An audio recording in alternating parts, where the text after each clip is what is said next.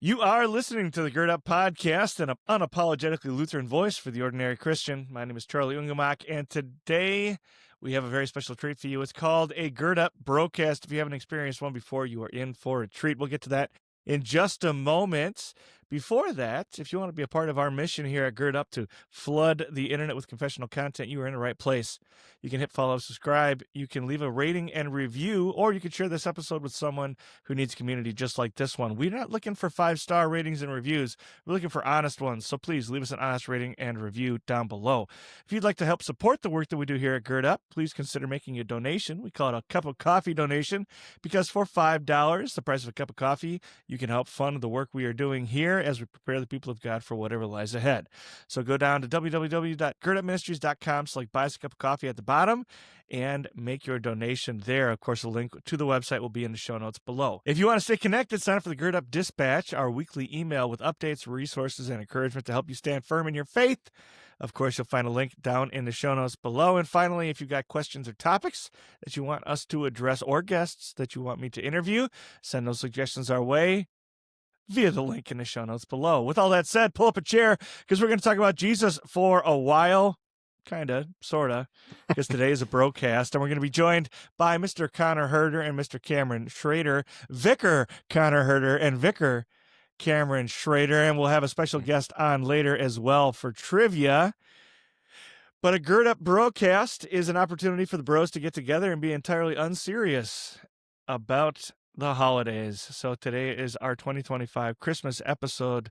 We're very excited to have you here. Cameron and Connor, let me hear your voice so the listeners won't know what you sound like. Connor, what's up, man?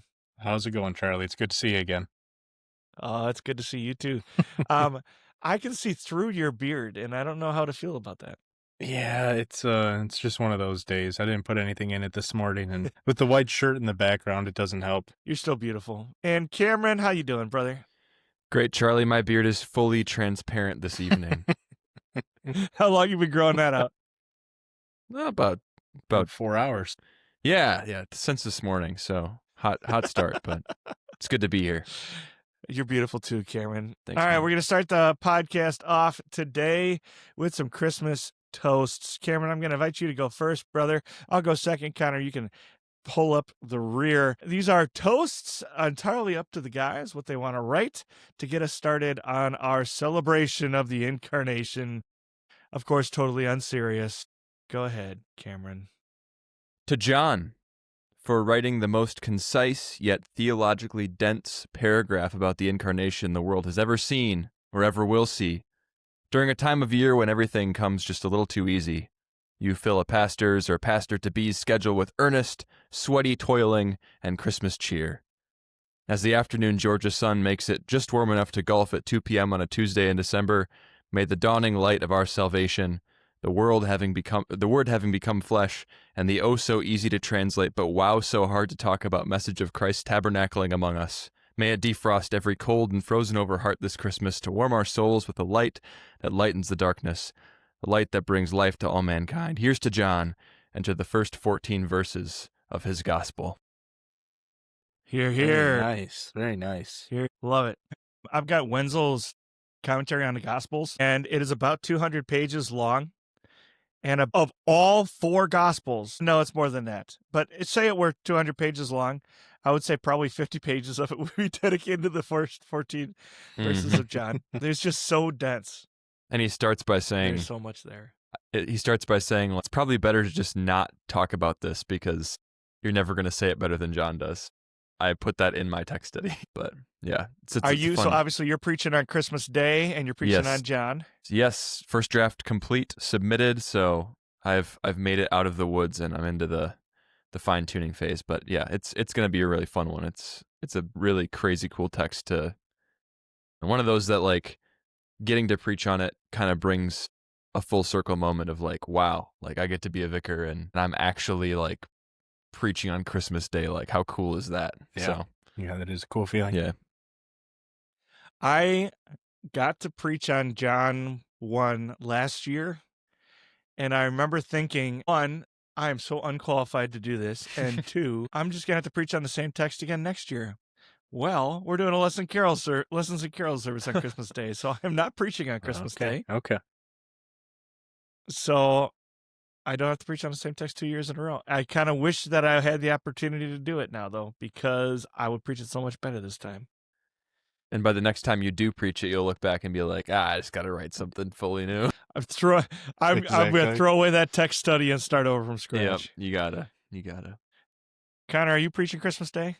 I am preaching Christmas Day, yeah. I also have the John text, and I gotta say, like, it was a unique experience because one of the things that my bishop suggested was try not to focus too much on the light imagery that is in the text, and which was really difficult. So even still, like half of my text addresses this light comment, and it's hard not to play off of the light and darkness interplay that's going on. That is a hard challenge. So can I tell you guys my theme? Yeah, go ahead. So that this whole text is the Word became flesh and made us dwelling among us. My theme is actions speak louder than words. See what I did there? So yeah, but then the whole punchline at the end is actions spoke louder than words when the Word became flesh, and His actions spoke louder than all of our actions, and et cetera, et cetera. You'll have to listen to the sermon to hear the rest. But that's the Very nice idea. And I talk about light a lot, so wouldn't play at Connor's church as well, but yeah. Well, I would suspect the reason he does that is because that's what everybody preaches on when they preach on John. And it's one of the few texts that you do the same one every year on Christmas Day. So you have a theme in parts yet, Connor? Yeah, so my theme is the Word is the light of the world. And my part one is He was there in the beginning and He shines among us today is part two. Nice. So awesome. Well, I will have to look him up and listen to him so I get a good sermon on Christmas Day because I'm not preaching one. Yeah. So here we go. It's going to be a great service. I just don't happen to be preaching. All right. Here we go. A toast. Okay.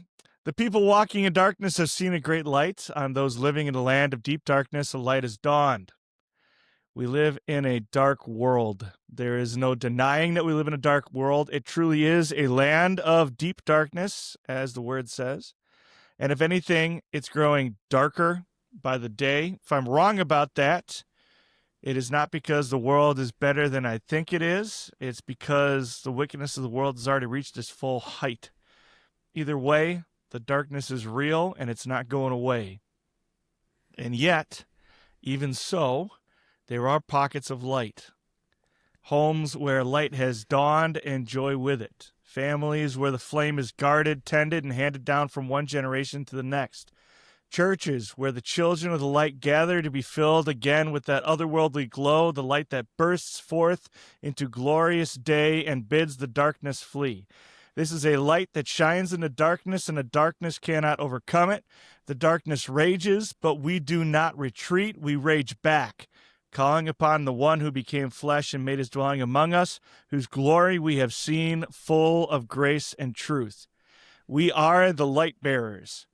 We have been called to push back the night through the preaching and teaching of the word as God guides our steps and establishes the work of our hands. This is our calling. This is our joy. And that it is our joy that, like the angels in Bethlehem, we have the opportunity to proclaim freedom for the captives, peace on earth, and God's goodwill to men.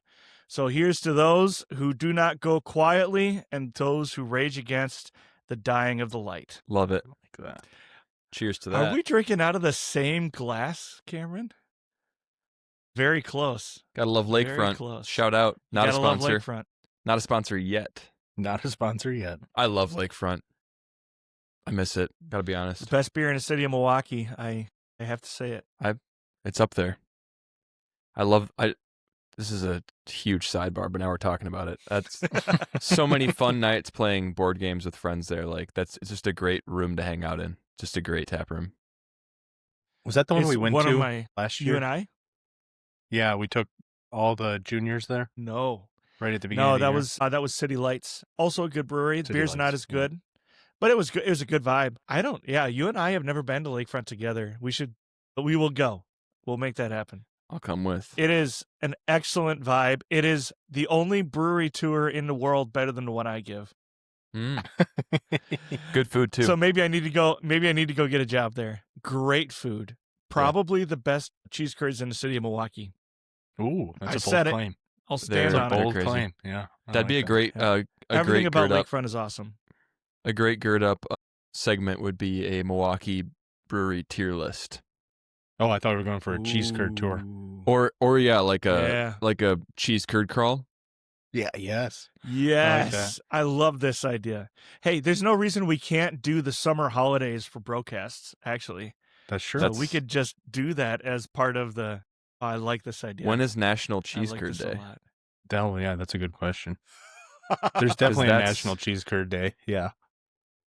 I mean, It I was is. thinking like Memorial Day, but that October works too. October 15th. All right, so next year on October 15th, we'll have to put out a Cheese Curd Day episode. Yes. I'll put it. I'm putting it on my calendar. Hey Siri, set a reminder for September 30th. Schedule National Cheese Curd Day broadcast. Cheese Curd Day broadcast for Broadcast. September 30th, Close enough. 2026.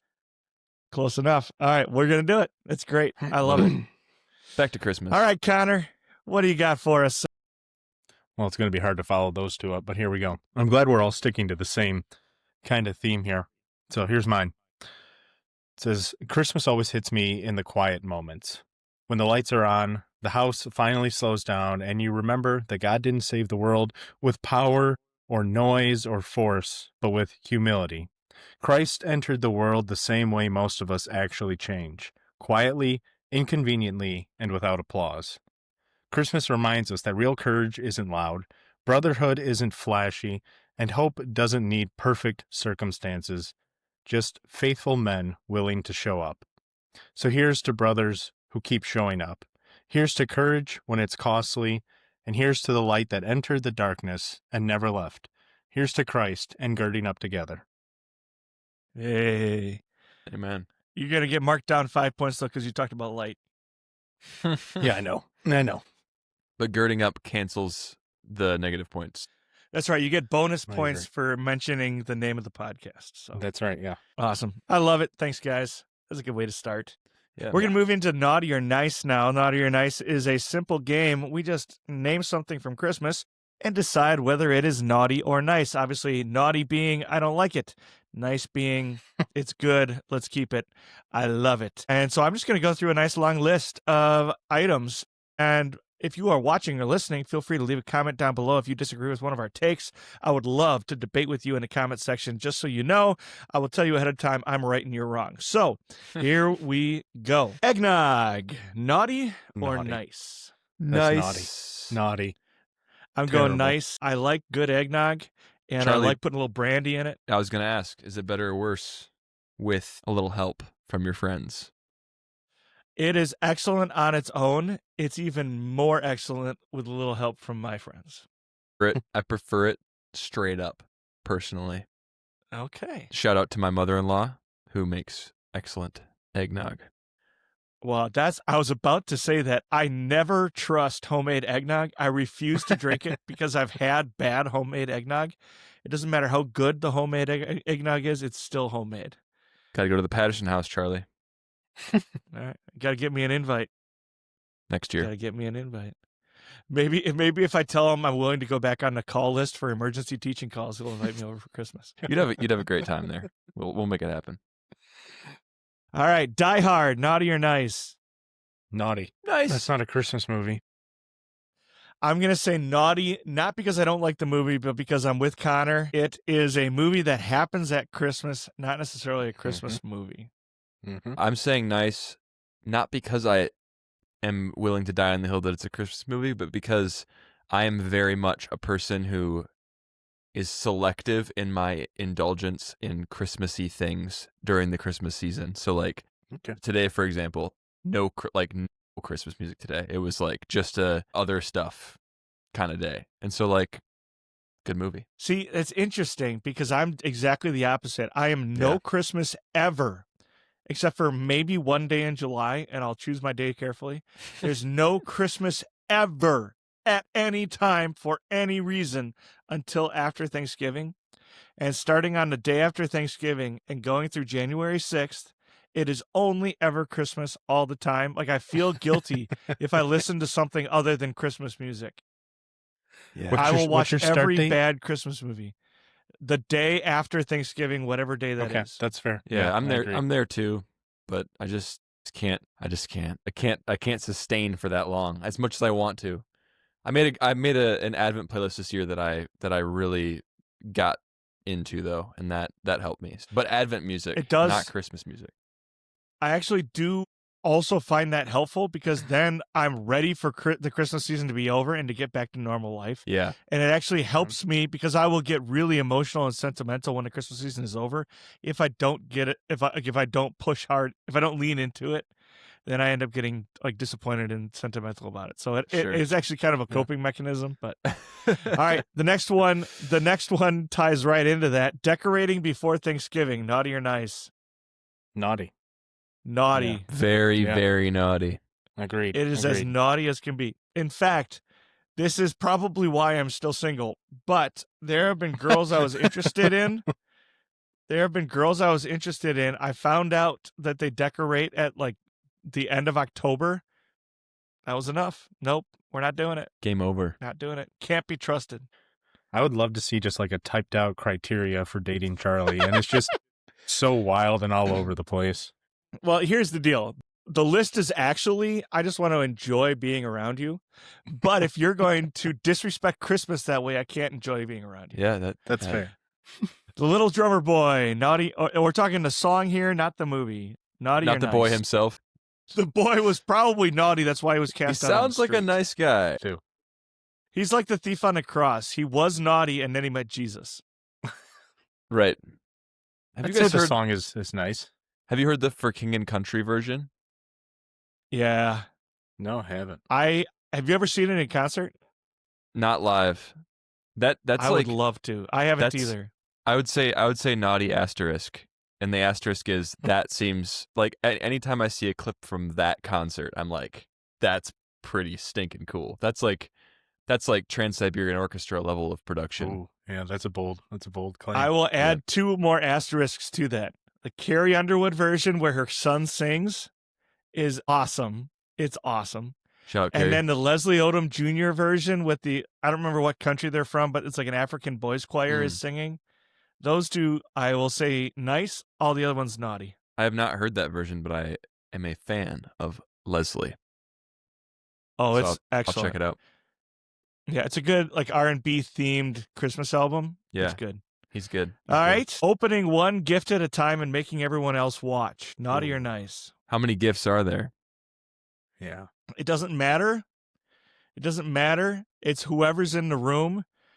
Only one present gets opened at a time, and you rotate. You go in turns. So, like, the one person opens one gift, the next person opens one gift, and you keep going around until all the gifts are gone. I'm going to say naughty on that one.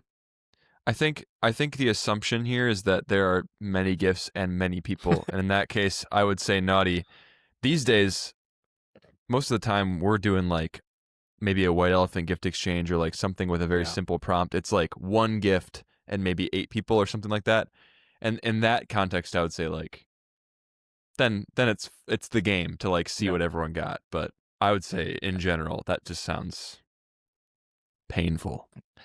Yeah. You bring up valid points. I'm going to say nice only on the condition that you move fairly quickly. Yeah. And I'm going to say nice because I like to see the reaction of the person that I give the gift to. Yeah. Yeah. So I think that's true too. I guess When it gets to just you're buying kids, the clothes that you're going to buy them anyway and stuff, that's when it's like, okay. yeah, or like the whole family's there and like all the cousins got the same gift. We don't need to open it. Like, we all know what's in the box. Right. Yeah. Right. All right. There's factors at play here. Peppermint flavored everything. naughty. Yeah. Naughty. It's like the pumpkin spice thing. I'm with you. Naughty. I don't even like peppermint to begin with. Yeah. I can get down for some pumpkin spice latte, but not for some peppermint. No way. Yeah, I'm not a pumpkin spice. Like, I might do it like one drink a year or something like that. But yeah, it's the same with the peppermint stuff. Like maybe one drink a year or something like that, but that's it. Like it was Christmas of 2019 at the Benno's Bar, which is closed now, but the Benno's Bar Christmas party right on 74th Street in West Dallas, where I used to live with Quentin Peterson. They had one year, they had a peppermint flavored beer. Ooh. It was the first 2 or 3 sips were like, oh, this is cool and fun. After that, it was unbearable. It was just so hard to put down. And I was talking to the bartender like a week or two later. He's selling it for $1 a pint.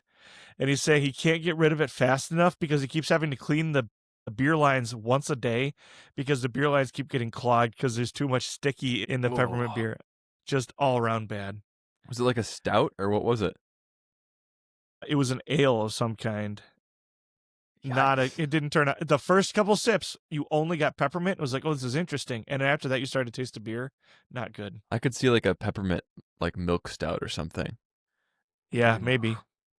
I've never had still that, a though, no. so I don't know. Still a no. Yeah. Yeah. All right, Naughty. Love Actually, Naughty or Nice. What the is that? movie, Love Actually. That's the one where the guy has to write a Christmas song to save his career and everybody falls in love at the end. I guess Naughty that's it what I is. don't think I've ever seen it. Yeah, I've never seen it. I'm going to say naughty anyway, just because it's not a terrible, it's a pretty decent movie, actually, but it's just not, it's not going to make my list of Christmas favorites, so I'm going to say naughty. Sure. How about Fruitcake? Naughty or nice? Naughty. Fruitcake. Naughty. That's how you punish relatives. I'm gonna say nice. I don't. Oh, it's a hot take. I don't know if I've had Yeah. a bad one. Is the thing. Like What? I know. I don't know one. I don't know. I guess I've heard all the legends of it, and all the old stories and stuff. But I don't know. Maybe I just have gifted. You haven't heard that's the like- stories about like saving the fruitcake and giving it as a gift to somebody else the next year, and it's still Yeah. just as fresh as it was when you got it. Saying you've it's- never had a bad one is like saying you've never had a bad like tuna fish jello mold or something like that. It just sounds terrible. It just sounds awful. Yeah, I feel like My dad wears a pin to church on Christmas Day. It is a little round pin that says "I hate fruitcake," just so everybody knows. Don't give him fruitcake. I love it. Okay, the song "Wonderful Christmas Time," naughty or nice? Simply having a wonderful Christmas time. Naughty or nice? Yeah. I think I'd say nice. I only hear it in like stores, and so usually it's like a mood setter. It's a vibe. I'm going to say naughty for exactly that reason, because you'll hear it 14 times in the same store, in the same Sure. outing. Sure. That's true. It's just Yeah. so repetitive. All right, matching family pajamas. Naughty or nice? Ooh. I think my opinion has changed on this. I would originally say naughty, but I'm gonna say nice on it because I think it's, as I get closer and closer to having a family someday, I just love the idea of having my family look the same. Say nice for kids, naughty for adults. Okay. This is just a weird me thing. I don't like wearing sweatpants around people other than my wife. I don't I'm know. with you. I just don't do it. Like unless I'm really just relaxing, I just won't. And so Yeah. for that reason alone, I'd probably say no. But I think it's cool. I can respect it. I thought you were gonna say I don't like wearing sweatpants at all, and I just imagined you climbing in bed with a pair of chinos on. No, black skinny jeans. That's Going way back. They're so comfortable. I can do anything in these. All right, socks as gifts. nice. As a I'm gonna kid, say naughty. nice. As an adult, nice. Have you ever gotten a bad pair of socks as a gift? I'm saying nice. No. Outdoor inflatables. Nice if I'm looking at them. Naughty if I have to own them. Yeah, I like that. Yeah, I'm that's a I'm good gonna idea. say entertained. naughty. It's lazy decorating. That's fair. Naughty. They're so lazy popular decorating. though. If there's Yeah, what if and there's that's like another reason to call them naughty. what if there's 30 of them in the same yard though, Charlie? That's not lazy. That's It's worse. still That's an electric naughty bill right for there. That's an different electric reasons. bill. I Naughty love- for entirely different reasons. I always get a chuckle when I see them. But yeah, we were just talking about that. We were driving through a neighborhood and being like, I could do those someday. Definitely not those someday. Yeah. After this, remind me to tell you about the Christmas parade. I was an inflatable zebra in this year. But go on. What? A This zebra? You year? should have been an inflatable elephant Whoa. or gorilla many or bad- something. Zebra though. How many bad words do we get in this podcast? What's the cutoff again? It's Christmas. 5. Two of them before it becomes explicit. All right, artificial Yeah. Christmas trees, naughty or nice? Nice. They're just easier. I'm gonna say nice for that same reason. You can't have a real Christmas tree in most apartments, so Yeah. Nice. Naughty, you can't hang a star that comically crooked on an artificial tree. Yeah. I'm actually not that. I don't care that much about it. A nice tree, a nice real tree smells great. It's good. We had one It's donated so to us much this more year. work, though. That's true. It is so much more work. Ours is already stopping. It's not drinking water very much anymore. So we got a long week that it needs to live. with Yeah, I'll coming just soon. throw a pine wax melt on my wax melter, and that'll be good enough. There you go. Some essential oils going. All right. Overly aggressive Christmas gift themes, such as everybody gets mugs or everybody gets clothes or something like that. I like a prompt more than a theme. So I'll say naughty. I'm going naughty too. I want to be more personal about Yeah. those gifts. Plus, there's going to be somebody that doesn't drink coffee or something. Right. Like if you say all mugs, then there's going to be somebody that doesn't drink coffee. Yeah. I just told somebody this as a coffee snob. The two worst gifts you can get somebody in your life that loves coffee are coffee and a mug. Because Yeah, you think seriously. like, oh, they love coffee, they'll love this. But the truth is, if they really love coffee, chances are they either already own a favorite mug or have a pretty specific opinion about the shape or the volume that their favorite mug would be. And with coffee, unless you know the coffee they like, or unless you know coffee and want to get them a specific kind, it's just a hard thing to guess right. It really is. Yeah, that's a level of, what's the right word, snobbery I'm not Snobbery? ready for. Yeah, Sorry, I think man. It's just, yeah, because I'm more of a like coffee essentialist. Like I need Sure. coffee, and I don't care if it's the last thing sitting in a what would it be, like a machine shop rest stop or something like that, or if it's a high brew, something like that. I'm gonna add cream. I'm gonna add a little bit of sugar to it, and I'm gonna drink it regardless. You're a brave man, ready to face the world. Yeah, I'm with Cameron. I'll Don't drink. unless you know. Yeah, I'll drink. Like our church brews up McCafe, and you could do a lot worse. And I drink it. I drink it almost every day. But that's not what's on my home bar. Like, what's on my home bar is, you want that stuff. You want that stuff. Shout out to Rebecca, my sister, and Lee, my brother-in-law, who asked me, "What kind of coffee do you want from this coffee shop?" Mhm. And then gave me that blend. Great move. Nicely done. My Christmas is much merrier because of you. All right. The Christmas shoes song. Christmas shoes. Naughty or nice? We've had our discussions about this before, Charlie. This As is definitely a naughty Christmas as song. can It be. is nice. It is the It makes naughtiest. me cry almost every is time that I hear it. Because you're sentimental and up. sappy. Because you. He saved up all his I'm going money to for start his insulting mother. you. Yeah, that's okay. We get two bad words. He didn't even buy okay, you know what she would rather him be doing? Standing by her bedside, first of all. And second, they're ugly shoes. She doesn't want ugly shoes. Anyway, was she going to be buried in Christmas shoes? Come on, give me a break. I think it. You know what? There's a sermon in there. You're just not digging hard enough. I'm What do unfamiliar. you say, Cameron? So You're I'm You're familiar. not familiar? Don't get I can't familiar. recall, and so I'm gonna say nice just to get a rise Ma'am, out I of want to Charlie. buy these shoes for my mother. Yeah, no, never heard it. Terrible. Oh, Never heard great of it. song. All You right, gotta look it up. Antlers and Rudolph noses Nice. Naughty. naughty. Oh, can't I like the stand wreath on the decorating front of the cars. car. I like the wreath on the front of the car, turning your whole car into Rudolph now. I think it's funny. I always get a chuckle. I always chuckle. Saving wrapping paper to be used again. Naughty or Naughty. nice? Naughty. Terrible. Paper, naughty. Bags, nice. Yeah, that's fine. Yeah, that's fine. Yeah, that's true. And it's kind of fun, like from one year to the next, to guess who's going to end up with the same bag. Yeah, or like a box. Or you look at it, and it's like your sister's boyfriend from 5 years ago. It's his name on the tag. What? Yeah, just scratched out. Have we not used this bag since then? Yeah. I'm gonna go with Cameron. Wrapping paper, so naughty it shouldn't even happen. Bags, nice. If you can save the wrapping paper, you did not enjoy the opening of the gift as much as you could have. Yeah, Amen. Exactly. Amen. Here's a question: if you receive a gift in a gift bag, can you reuse that gift bag in the same year and regift it to someone else? Yeah, Not the gift itself, but the bag. You should. Yeah, I think that's just the Dave Ramsey approach. Yeah, 100%. you should. Yeah. You're not rich. Use that bag. Yeah, exactly. Sell If you're the cat. listening to this right now and you can afford to not reuse a bag in the same year, then give Charlie $5. Yeah, exactly. Come on. Exactly. Come on. All You're right, welcome, Charlie. opening only one present on Christmas Eve. I think that's what we did. So nice. I'm going to say naughty. I think I had to wait. I'm going to say naughty because I don't think I would be able to, even as an adult, I'm not sure I could handle it. As a kid, I definitely would not have been able to handle opening only one present and leaving the rest of them.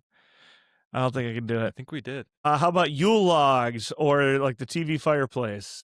Naughty or nice? I'm gonna say nice. We put it in our podcast when Dean came through to check for the Christmas decorations. So I'm gonna say nice. I like a well-placed TV fireplace. It's not on all the time. I use one but almost every day. Even when it's Yeah. not Christmas time, I use one almost every day in the wintertime. You I might have as a real well. All right. fireplace. Yeah, we do too. Well. It rocks. What? What is this about? It's gas, Fine. but Mine's gas too. Yeah. I have granite countertops, so yeah, we do too. dang it. I have 2.5 bathrooms. I have a really nice pool. I have 3 That's nice. I bathrooms got a pool. and a golf cart. He's got a golf cart. That's hard to compete Yeah, with. I'm never winning this. can't- I love my place, but I have a podcast studio. It's a spare bedroom. I don't have that. Yeah, I don't shut have up. that. It's the same as my spare office. I have a futon from 2006. Okay. Yeah. Ooh. The song, Do They Know It's Christmas? Naughty or nice? How does that I- one go, Charlie? I need to Do get. they know it's Christmas time? Yeah. They're Yeah, yeah. singing Oh, about yeah. kids in other parts of the world that are Yeah. Yeah. starving kids in Africa. Do they know it's Christmas time at all? Oh, then and the naughty. song is stupid, Naughty. obviously, I'm gonna have to because say they a know naughty. it's Christmas. I feel like It is I'm naughty as can be. morally obligated to say naughty to that. All right. Pajamas at the candlelight Christmas Eve service. Naughty, naughty, naughty. More like albs. Am I right? It's just open. Enough. I'd say for the previously mentioned reasons, I would say naughty. But we are Yeah. kind of a come I as you know are that- church. Our members, I wouldn't put it past our members, to be honest.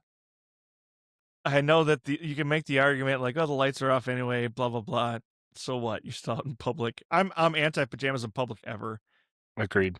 If you're in pajamas in public, you better have just been released from the hospital.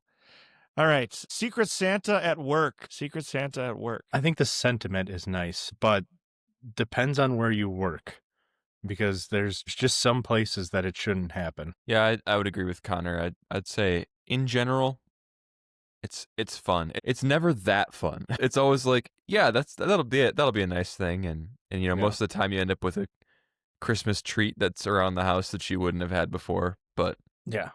Like in an office setting, I think it's great because Yeah. those people just tend to be more thoughtful and more caring.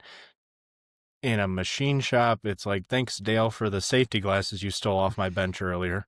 Like, Thanks for the thanks for Marlboro giving those Reds. back. Yeah, that's exactly what it is. Thanks for the Marlboro Red and the can of Copenhagen. No, the NOS. The NOS. Yeah. The 6-pack. 3 white monsters. How did you know? that'll get you through a whole day at seminary. An Yeah, well. entire log of Zin that you're going to borrow from me anyway. Exactly. All right. 1988 movie Scrooged with Bill Murray. Nice. I actually like that one. Nice. Yeah, I'm going to say nice too. I wouldn't used to have, but I've grown to appreciate it. All right. 2 Yeah. more. Singing Silent Night on Christmas morning. Naughty. Yeah, I'd probably have to say naughty. I'd love if it happened. I would not be mad in the moment, but right now, Yeah. like it shouldn't happen, right? No. Yeah, it's a Christmas Eve hymn, not a Christmas Yep. Day hymn. Christmas say Eve, naughty. last verse. Last verse is in German, always. Last verse is in German. Yep. I've always done first verse in German. Last one. All I want for Christmas is you. Naughty or nice? This year, I haven't minded it as much. Historically, I would definitely be naughty on that. I'll just say naughty out of principle, but I don't know why. Maybe my heart's been bigger this year. It's because you're in love. It's probably what it Isn't- is. Getting soft. Isn't that the one that they use? Isn't that the Mariah Carey Mhm. one? Yeah. Mhm. I kind of like the joke that when that starts playing, like Mariah Carey's Thawing and Christmas is right around the corner. I do kind of like that. I would make the argument Amy Grant is actually the Queen of Christmas and not Mariah Carey, but that's probably fallen on deaf ears. I'm with you. I can get behind that. Yeah. There's just something about the dun dun dun dun dun dun dun dun dun dun dun. You just want to shout, Amen. Okay. Anyway. Yeah. Too good. Too good. All right. There have been many, many moments in Christmas history that ought to be remembered, but there's a few that stick out. So we chose a few of our favorites in order to talk about today. I'm going to kick it off talking about the final Christmas liturgy at the Hagia Sophia. So if you're not familiar with the Hagia Sophia, that's probably because it is not a church anymore, but we'll get to that in just a moment. For nearly 1,000 years, the greatest, strongest, and most powerful nation in the entire world was called the Roman Empire, but was not based in Rome. Its capital was actually on the Turkish peninsula. It was called Constantinople. It was a mighty Christian empire that stretched from the western lands of Europe deep into Africa and across the Middle East. This is just after the Roman Empire, as we think of it from Jesus' time, had fallen. It continued, but the capital moved out east. Now, at the heart of this vast domain stood the great city of Constantinople, and at the heart of that city stood not a palace, but the Hagia Sophia. Arguably the greatest of the wonders of the world, this cathedral changed the history of architecture. From its completion in AD 537 until the fall of the city, it maintained an unbroken liturgical rhythm of daily offices, weekly worship, and the full observance of the festivals of the church year. For nearly 1,000 years, they did not miss a day of the daily offices of worship at the Hagia Sophia. The Code of Justinian upheld this worship as the prayer that upheld the order of the world. So by law, they were not allowed not to worship, which I think is super cool. But by December of 1452, the Byzantine Empire was beginning to collapse. It was crumbling. Constantinople had been reduced to a besieged city with its population shrinking and its walls falling. So abandoned by her allies, the empire that once ruled the entire Mediterranean and nearly the entire known world had nearly completely collapsed. And still, worship continued. On Christmas Day in 1452, knowing that it would be the last Christmas they would ever celebrate beneath that magnificent dome which had crowned Christian worship for nearly a millennium, and knowing that enemy armies encamped around the city and that their days were numbered, Christians packed the sanctuary. It was standing room only. They sang the ancient hymns. They listened as Isaiah was read. The people walking in darkness have seen a great light. And then they communed together and received the body and blood of Christ. And during communion, the siege works of the Saracens began launching projectiles at the city, which I think is fascinating. It would not be long until it would not be the final festival that was celebrated there at the Hagia Sophia. By the grace of God, the siege continued through Lent and even into Easter season, when they gathered again for festival worship, and then once more received the Lord's Supper together. But finally, on May 29th of 1453, the walls of Constantinople were breached, the city was conquered, and worship there was snuffed out. The night before that final day, or the night before the city finally fell, with the city burning and the engines of war still wreaking devastation on the city, the emperor, instead of being out at the walls fighting, joined his people one last time to go have mass at the Hagia Sophia. The word was read aloud, and they received the Lord's Supper together. And then the next day, the walls fell, and the Hagia Sophia was turned into a mosque. So today, it is nothing more than a desecrated church, a monument to the destruction and shame that wickedness reaps upon the world. But it also stands as a monument to those who chose not to cancel Christmas, who did not soften their message, who did not put worship on hold when times grew difficult. Instead, as their world crumbled around them, they clung all the more tightly to the one thing needful, the truth that God came down and wrapped himself in flesh to break the power of sin, death, and of fear. It's a victory that cannot be taken away even by war and destruction. So, as we celebrate in peacetime in a country that lets us worship as we please, it's my hope that we would worship with the same resolution, that God would grant, and along with that, that God would grant one day that a Deste Fideles could ring out again underneath that great canopy, and Christian worship could be returned as they celebrate the birth of the Savior. I think it'd be super I cool. like that. I like that a lot. You can still go visit it even. You can stand outside of it and look at it. It's got 4, what was it, minarets around the outside. It really is functioning as a mosque now, which is kind of heartbreaking. Yeah. Yeah. I like it. Connor, what you got? So I focused on Washington's crossing of the Delaware, which I think is kind of, probably one of the most iconic paintings from that time period when you think about that picture of Washington standing up in the midst of it. But I think in order to talk about it more fully, we'll look at some of the context behind what was actually going on in that situation. So it's late December of 1776. And it appears that the American Revolution was hanging on by a thread. If you think about it, earlier that year, optimism had been high, but the Declaration of Independence had been signed, and many believed that freedom was right around the corner. However, Washington's army had suffered a series of crushing defeats in New York, Long Island, Manhattan, the White Plains, and finally Fort Washington. And throughout these defeats, the Continental Army was being pushed back over and over again by the British people, all the way across New Jersey, and it was just a constant hammering of the Continental Army. And the forces of Washington had dwindled to about 2,400 soldiers that were poorly trained, underfed, and freezing by this point. Compile on top of all that, many of the enlistments at that time were up December 3rd. And the soldiers hadn't been paid in a long time, if ever, at that point. Desertion was running rampant through the ranks of the Continental Army, and Congress had already fled Philadelphia in fear. And you have the British General William Howe believed that the rebellion was essentially over, and he stationed these Hessian mercenaries, the German professional soldiers, in Trenton, assuming that no sane army would cross the Delaware and attack during Christmas. However, now enters George Washington's plan.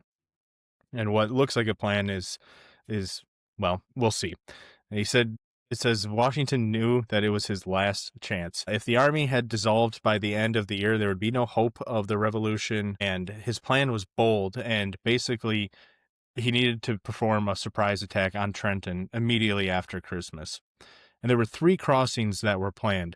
The initial crossing with Washington's main force, and they would cross north of Trenton.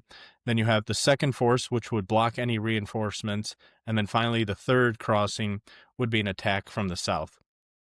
However, only Washington's crossing was the one that was successful, and the others were all turned back by the conditions. And the conditions were pretty bad. You had snow, sleet, freezing rain, high winds, and floating ice slabs in the Delaware River. And it was swollen and very, very dangerous at this point. And the army was just using these things called Durham boats, which were mainly meant for hauling iron ore, which is just insane to think about, like using these transport vessels to transport soldiers. And they were struggling to keep their weapons dry. Horses were panicking, and cannons were almost slipping into the water. And the crossing was supposed to be finished by midnight, and it didn't finish until 4 o'clock in the morning. Several men froze to death during the operation, and many were marching just in rags tied around their feet because they didn't have any shoes. This is not the formula for success if you're talking about an army. Like, usually there's 2 things that you want: your soldiers to be well fed and to have solid shoes, and finally, well fed and to also have like solid clothing that they can rely on. That's not the case. They cross, and then they have to march 9 miles to Trenton through snow and ice in total darkness. And many believed that the men were just going to collapse at some point, and a lot of them did. And yet they kept on going. And then you have the Battle of Trenton on December 26th. And the Hessian garrison numbered about 1,500 soldiers, led by Colonel Johann Rahl, which is contrary to the popular myth that he was drunk. He was very, very well prepared for what was coming, and the fighting lasted for hours, and nearly 1,000 of the Hessian soldiers were actually captured.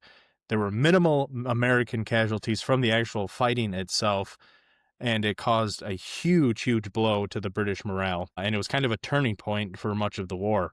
And it continues to be a turning point as America continues on in its fight, or the colonies continue on in its fight against the British. Why is it considered a part of our Christmas story as Americans? I think why it's considered a part of our Christmas story around America is because of the perseverance that it shows in the American spirit. It shows that we have leaders that are capable of leading us to do incredible things. It talks about the courage of the American men and the American women who are able to push through anything despite the hopelessness of their situation. And it also reflects much of what we learn in God's word, is that people appear to be able to save themselves, and yet it's not us that are saving ourselves. It's Jesus who's saving us. And how does he save us? He comes to us in the midst of all of our darkness. He comes to us in the worst of situations, in a world that doesn't want anything to do with him, and yet he perseveres through all of it, all the way to the cross, where he assures each and every one of us that we're forgiven of our sins. And finally, at the end of it all, he rises triumphantly from the grave, proving that heaven is open to all of us. That was not the 2 to 3 minutes you wanted. I am sorry. No, that's okay. I'm just enjoying your image of George Washington as the American Jesus. Yeah, that's what you got out of it. Thank you. I am such a baby compared to what these guys had to go through. You hear even stories about like the Chosen Reservoir and things like that, where it's like, look, and I'm not minimizing the sacrifice men made at the Chosen Reservoir and other places where it was cold, but where are they going to go, right? They're in a foreign country. Where are they going to go? To know that I can just leave, nothing's going to happen to me. I can just leave and go home and be warm and be with my wife and so forth, and to choose to stay without shoes and proper food and all that kind of stuff and then continue to go fight. I can't wrap my mind around that. Well, I think I would argue that those men were no braver than the three of us. I would argue that those men were brave because the situation called for them to be brave. And I would argue that all men are brave when the situation calls for them to be brave. So in each and every one of us, there's the ability to cross the Delaware River. In each and every one of us, there's the ability to stand before an impossible situation. And when the moment calls for it, men are brave. I like that I take. would like to think that's true about myself. I want that to be true. That kind of pumped me up, Connor. Kind of made me want to run through a wall. So, Connor, help me understand, what you're saying is that we all have that capacity inside of us. Should we be pushed to that point? I think you should push yourself to be in situations that force you to discover your bravery. I think you should push yourself to be in situations that require that you go outside of the comfort zone and place yourself between the unknown, between yourself and the darkness that's sitting out there. And I think you'd be surprised at who you are. Gosh, I love you, Connor. Because you've got me so, I'm with Cameron. You got me so fired up. I want to show you just a second for the fun of it. This is a I'm going to regret this, but I want to share with you. I just threw into Chat GPT George Washington as the American Jesus. And I just want to share with you what it came up with. There we go. That's George Washington as the American Jesus. Oh, that's beautiful. Wow. I like that he's pointing to the bald eagle in the middle of his chest. Yeah, I do too. What does he have in his amazing. left hand? It's a Bible with it's We the People. That's the Constitution, right? Yeah, that's good. I can't see it. Of Independence. No. Yeah, I'm probably gonna regret that, but awesome. Yeah, if we think about Valley Forge a lot, the crossing of the Delaware, I didn't realize it was a different time. It was not the same year. That was the next year. That was a rough couple of years. Yeah. Yep. All right, Cameron, I'm excited to hear what you have to say, because I don't know a lot about this. I just know that it happened. So Yeah, take it away, man. I want slightly less deep history and a little more kind of dramatic retelling, but here we go. Do it. So most people think that the war on Christmas is a modern thing, but it's not. In the 1640s, England was coming apart at the seams. We're talking civil war. We're talking about a king being executed. We're talking about Parliament being in charge. And now the people who are running things are Puritans, serious, disciplined, and deeply suspicious of anything that felt too joyful or too fun or too Catholic. And Christmas in their minds checked all the wrong boxes. They looked at December 25th and they said, this has nothing to do with the Bible. This is just feasting and drinking and misbehavior dressed up like religion. So in 1647, Parliament passed a new ordinance. Christmas was no longer a holiday. There were no church services, there were no decorations, there were no special meals. Shops and workers were supposed to stay open like it was any other Tuesday in December. Imagine waking up on Christmas morning, and instead of running down the stairs to open gifts and celebrate with your family, you're being told, go to work. And don't you dare sing Christmas carols. Well, the people, they did not react well. In London, shopkeepers refused to open. In Canterbury, people gathered anyway, sang anyway, worshipped anyway. When soldiers were sent to enforce the ban, riots broke out. Not over taxes or land or power, but over Christmas dinner. For over a decade, 13 years, Christmas was officially illegal in England, which meant it didn't disappear, it just went quiet. Families still gathered, food was still cooked, carols were still sung, but softly and behind closed doors. The government could outlaw the day, but it couldn't erase the instinct to mark it with joyful celebration.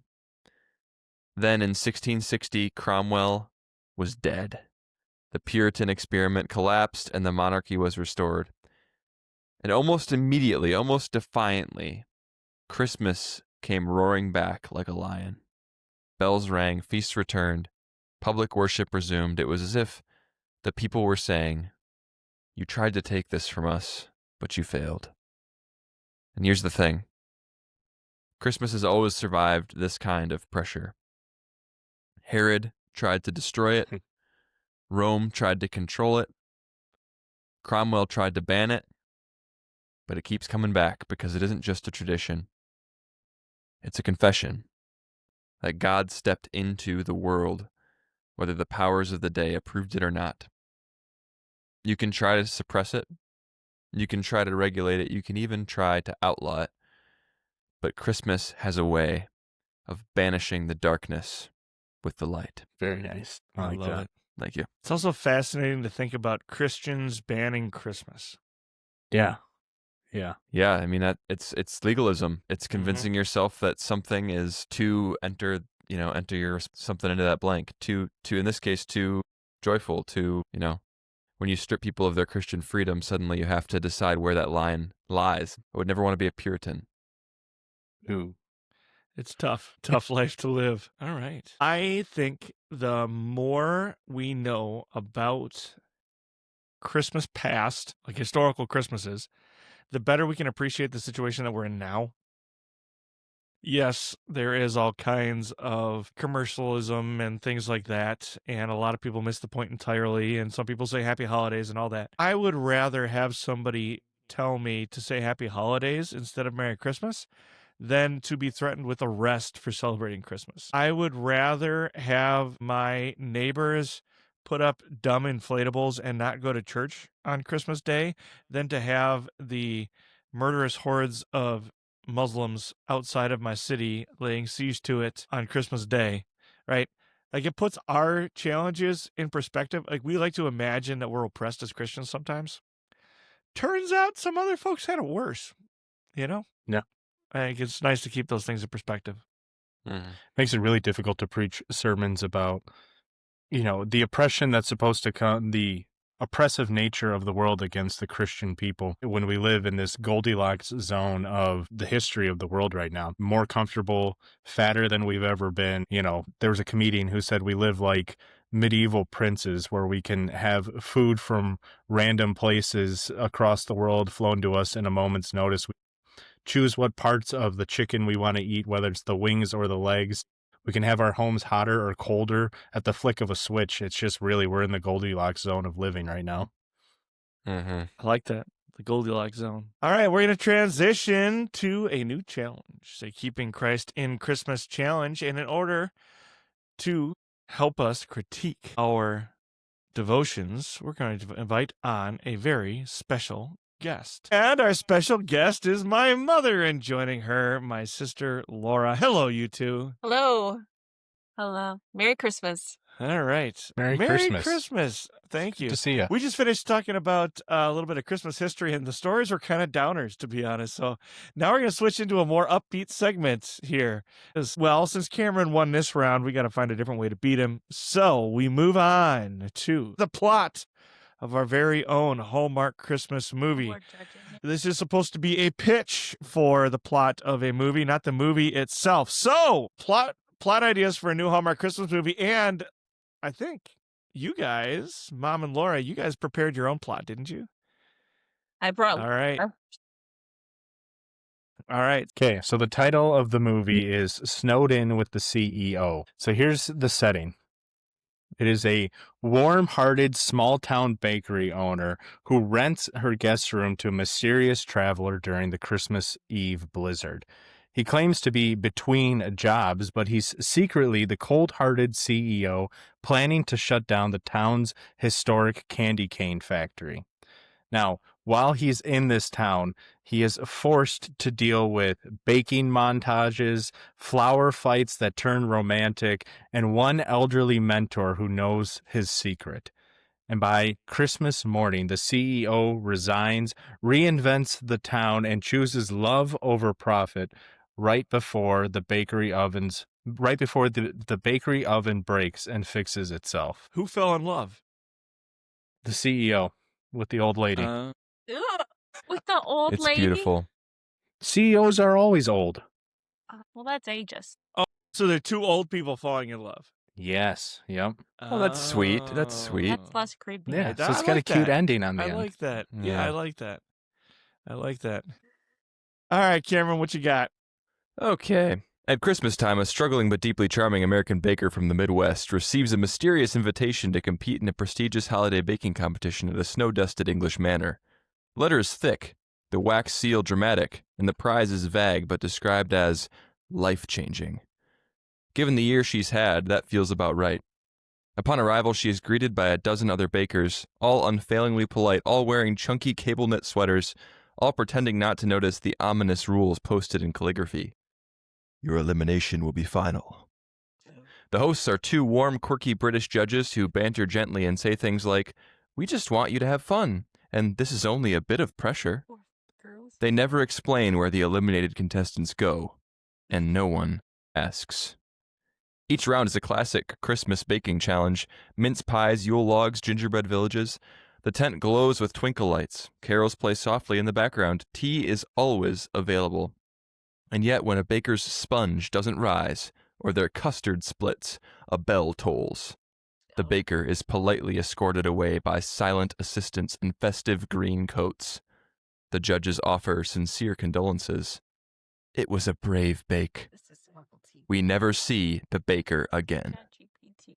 Our protagonist is understandably unsettled but presses on, partly because she needs the prize money, but partly because she's fallen into a gentle, slow-burn romance with another contestant who is a widowed British schoolteacher whose biscuits are flawless and whose eyes suggest he's seen things. He quietly warns her, "Follow the recipes exactly. Tradition matters here." As the competition continues, the challenges grow more demanding and increasingly symbolic. Bake something that represents family. Bake something that embodies sacrifice. Bake something that says you understand the true meaning of Christmas. People fail. People disappear. Everyone remains unfailingly kind, blissfully or willingly ignorant of what's truly happening here behind the scenes. In the final round, only 2 bakers remain. Snow falls. The judges reveal the truth, that the competition was designed to find not just the best baker, but someone who truly understands the heart of Christmas: self-sacrificial love. Also, yes, the losers do in fact die, but it's never personal. That would have been a really good. In a surprise twist, our protagonist intentionally sabotages her final bake so the man she loves can win, but the judges stop the clock. Moved by her sacrifice, they declare both of them winners. No one dies this time. Christmas miracles can still happen. The manor gates open. The bakers who were eliminated are revealed to be alive, sipping cocoa, completely fine. Better off, really.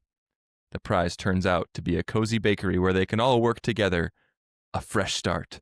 And most importantly, the friends they made along the way. The movie ends with snow, a kiss, a perfectly baked Yule log, and the unsettling sense that we are never fully told the truth about what happened in that tent. But wait. The camera lingers just a moment too long. We're not done. The judges pack away their recipe cards, the tent empties and the lights dim. And the narrator, who has been charming and unforgettable up to this point, suddenly gets serious. Because the truth is, this wasn't really a baking competition. It was a law. Perfect recipes, exact measurements, no shortcuts, no second chances. Miss a step and you're out. And being out is not just embarrassing, it's fatal. Everyone enters hopeful, everyone thinks they're good enough, everyone assumes the judges will be understanding, but the rules never bend, and the standard never lowers, and the consequences are real. That's the world we live in, whether we dress it up with twinkle lights or not. And then comes the ending that shouldn't work. Someone chooses to love. Someone willingly fails the final bake. Someone steps forward and absorbs the consequence so another can live. The judges stop the clock. Not because the rules were wrong, but because every last one has been fulfilled. Grace doesn't show up by pretending the law doesn't matter. Grace shows up when someone else meets the cost you couldn't pay, which means Christmas isn't cozy because nothing is at stake. It's cozy because everything was, and someone took it on himself. Fade out. Sleigh bells. Angel choruses. Amen. Hey. I'm calling a foul on that. That's not. You just combined the plot from The Menu and what's that game? Hunger Games? Hunger Games. My goal Yes. was, that's good. My goal was actually a fusion of the Great British Baking Show and Squid Game Okay. Yeah. Ooh. with Yeah, I a like gospel that. twist. Yeah. And that was how I You're just procrastinated so good at my that. sermon. Now that's pretty devotional. You could just use that instead of your sermon. That might work. It's an extended metaphor, Pastor. You don't understand. Just one note, like your introduction is too long. Yeah. All right. Well, Mom and Laura, do you think you could follow that? Okay, so this is actually a telenovela I had to write for my Spanish class on Tuesday. It's very Tran- dramatic. Translated into English. So there's 4 girls. 2 of them are sisters, but all 4 of them are really good friends. The year is 1954. They live in Spain. The 4 names are Elba. Elba's a farm girl. Barry's just like a girly girl through and through. And then the sisters Fernanda and Isabel, Olympic swimmers. They're all best friends. You would never think of this because they're women and they all have really cool jobs, but they're actually spies for Interpol. So I'm just going to cut Christmas out because it had nothing to do with my Spanish lesson. Connor's gone. There he is. Okay. So basically, they're put on a mission. Their mission is they have to save the president of Spain from an assassination attempt by the At a drug Christmas lord. ball. By the drug lord who lives in Colombia, who turns out to be his brother. Yeah. So now they have to go to Colombia. Now flash back to Christmas in their childhood in Germany. Barry and the 2 brothers all grew up together. Okay? Barry and the president of Spain are childhood sweethearts, but nobody knows Oh, in present day. Nobody knows. Now, flash back, and Barry, the girly girl, has to say goodbye to her beloved man, who is actually a German spy, who's working with the drug lord to assassinate the president of Spain. But no one knows, okay? So then, hear me out, since this is a pitch. It's a pitch. So throughout the series, there's flashbacks to, like, growing up in Germany and Spain, being in Colombia, yada yada. Characters build. It all ends with them saving the president by finding out that the one beloved was a German spy. They throw him like a shield in front of the president during the assassination attempt and save him. Save the president. Barry becomes the first lady of Spain. Isabel falls in love with the bodyguard. And I don't know what happens to Fernanda and Isabel, but it's a happy ending. And this all concludes on Christmas around a tree. White Christmas. White Wow. Christmas. And then it was better in Spanish, but I got not terrible movie. It's gonna be pretty good. All right, it is time for trivia. So, I Merry Christmas. trivia host, bye, Laura. Merry Christmas. Bye. Merry Trivia Christmas. host extraordinaire, Ah. Amy Ungemach, take over. Oh, so round one. Are you ready? Everybody ready? All right. Mhm. Yep. How does the King James Version of Luke 2, verse 9 describe the shepherds when the angels appear to them? There's no multiple choice. It's the part where No. the glory of the Lord shone around them Oh. and Wait, describing the angels or the shepherds? the shepherds. So the King James translation, it's a Yes. what does that translation say? When the glory of the Lord Yes, shone I got you around now. them. I was thinking of the angels. They feared a great fear. No, they were sore. Wait, okay, they were sore afraid, but we'll use that as a sample question because I wasn't supposed to give it away. All right, so Cameron, you get All a right, second from the- chance. Yeah, from the top, guys. Yeah. Let's try Okay, this so again. let's start over. This one, okay, which poem by Henry Wadsworth Longfellow includes the lines, "The words repeat of peace on earth, goodwill to men"? It's also a hymn. It's Cameron's question, Charlie. Cameron's. Charlie, I'm trying to build suspense here, dude. It's gotta be the little drummer boy. No, anyone stealing? I heard the bells on Christmas Day. That's the hymn, and the poem is Christmas Bells. So, Charlie. Kind of like Christmas shoes. So we'll take that. Oh, Okay. Okay. Which famous tale by O. Henry depicts a husband and wife making sacrifices to buy one another gifts at Christmas?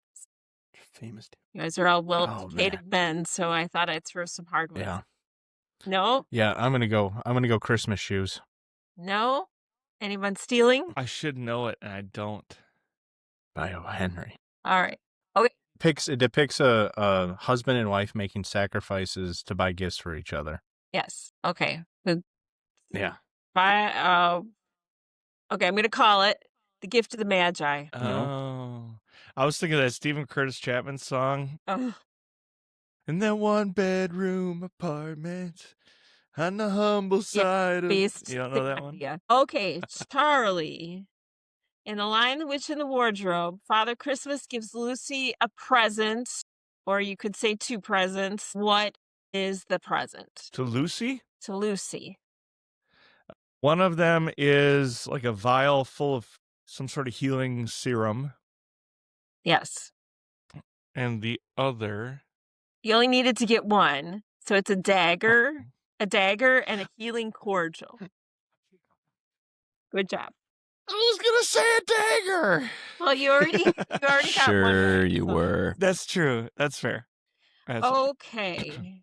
So at the end of round one, we have Charlie 2. Okay, Cameron. Mara Wilson starred in Miracle on 34th Street. Name another movie she appeared in as a child. Annie. No. Matilda. Yes. Oh, Charlie. You cultural Oh. savant, you.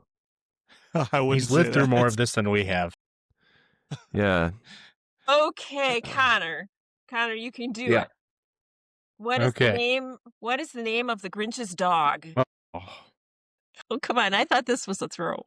all I can picture is that scene in Anchorman where he has his dog Baxter, but I know it's not Baxter. Yeah, I got nothing. Man, this is not my strong suit. Anybody We did so much better. anybody steal? Max. It is Max. And I His worked name is really hard to get Max. ones you wouldn't know, Charlie. I knew that one. Okay. All right, Charlie. What dark fairy tale about a brother and sister is associated with the making of gingerbread houses? Hansel and Gretel. Yeah, that was an easy one. I got that one. Yeah. All right. Boy, Charlie is way ahead. Yep. Okay, here we go. Cameron, what is Frosty's nose made out of? A button? Yes. Yes. Good job. Okay. Connor, on A Charlie Brown Christmas, I'm going to start over. A Charlie Brown Christmas features a song composed specifically for the show. What is the name of that song? No. No. Yeah, is it Christmas time or that's not the name of it, that's the lyrics of it. Nothing. Holy cow. This is the worst I've ever done. Yeah. Cameron, Charlie? Go ahead, Charlie. Isn't it just Christmas time time's is here? Wait, what did Cameron say? He started Christmas first. time is here. Yes. Christmas time is Cameron. here. Christmas time is here. Okay. I know, Charlie. All right. What is Hawaii's way to say Merry Christmas to you, Charlie? Melikalikimaka is the thing to say on a bright Hawaiian Christmas day. Okay. That's the island greeting that they send to you Cameron. from the land. Yes. Okay.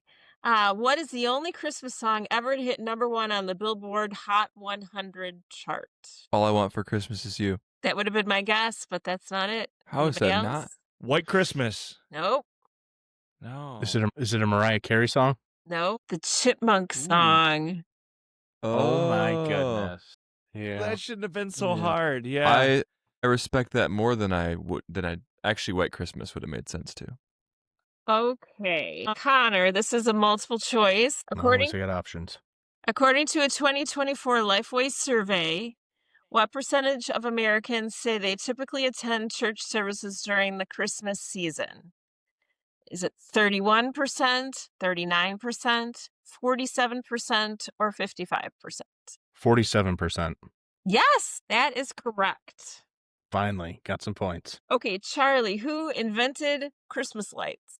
Or who is credited with inventing Christmas lights? This is a person? Yes. Thomas Edison? Yes. I was going to go Nikola Tesla if that wasn't the case. All right, that's 4 rounds already. Wow. Wow.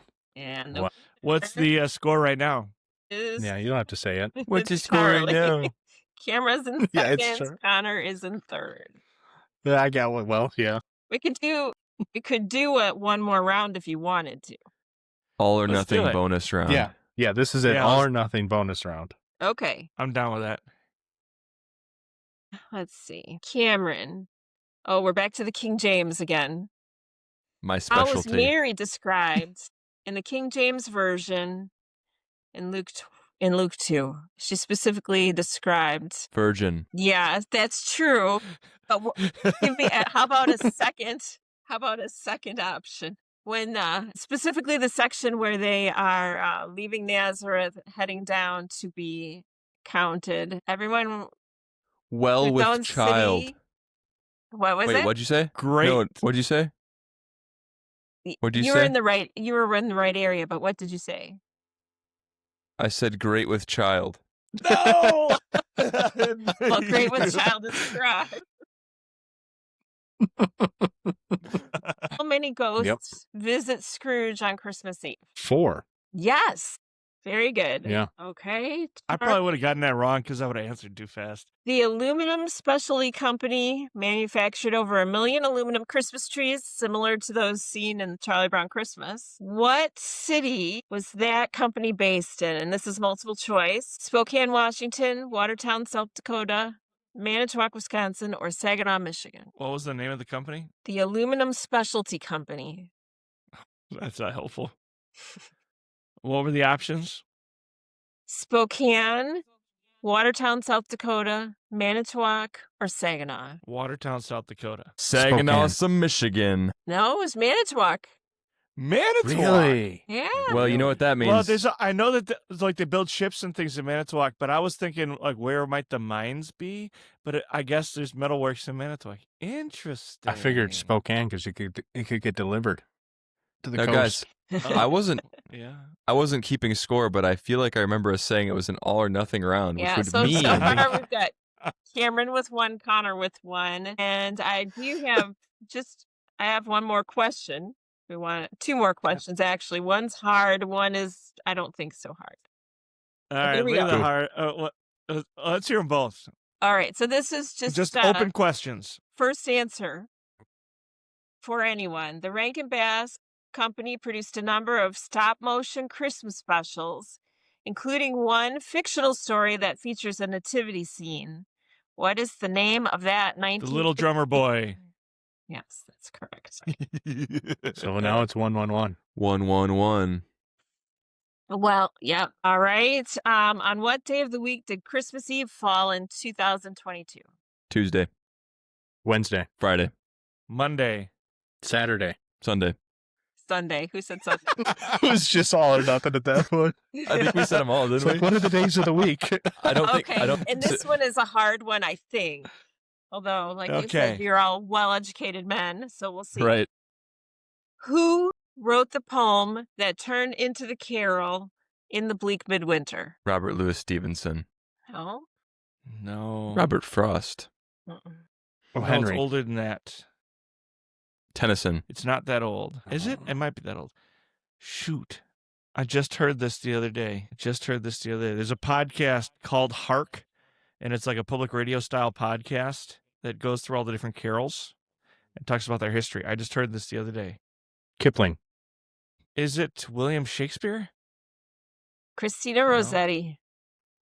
Oh, I would have Yeah. never gotten that. Yeah. Me neither. I'd have never Cameron, you are the king of Christmas. gotten Look at that.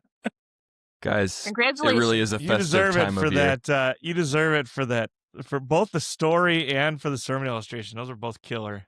Thank you very much. Those You are can catch great, more of man. my sermon illustrations at Faith Lutheran Church here in Sharpsburg. Not all of them are as colorful or festive, but all point to Jesus. All right. Awesome. Well, thank you, Mother, for joining us for trivia. Cameron, congratulations on being the king of Christmas. So with that, Merry Christmas to you all. Thank you, Mom and Connor and Cameron, for joining me on the Gird Up BroCast for Christmas 2025. God bless you all. I love you. And we'll talk to you next time. Merry Christmas. Merry Christmas. Merry Christmas. Merry Christmas. And to all a good night. See you next year.